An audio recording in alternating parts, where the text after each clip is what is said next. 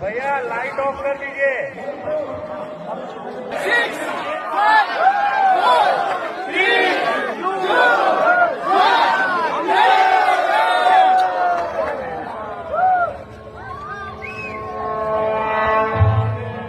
సర్వ మానవాళికి రక్షకుడు, మనకు కొండంత అండగా నిలిచేవాడు, మనస్సులో తలచిన వెంటనే గుండెల నిండా ధైర్యాన్ని నింపగలిగే మహాయోధుడు, అభయహస్తంతో ఎల్లవేళలా మనల్ని కాపాడే ఆ పవనపుత్రుడి ఇప్పుడు మనసారా స్తుతించుకుంటూ శ్రీ పంచముఖ ఆంజనేయ స్వామిగా అవతారమెత్తిన కథ దృశ్య రూపంలో తిలకిద్దాం రండి.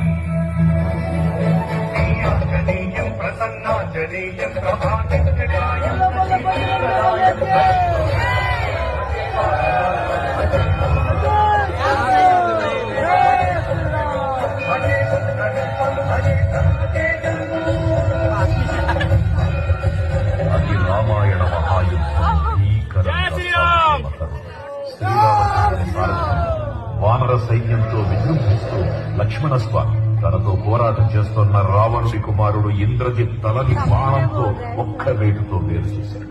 ఇంద్రజిత్ మరణ వార్త విన్న రావణుడు ఆవేశంతో ఊగిపోయాడు. ప్రతీకారం కోసం పాతాళ లోకాధిపతి తన సోదరుడు అయినటువంటి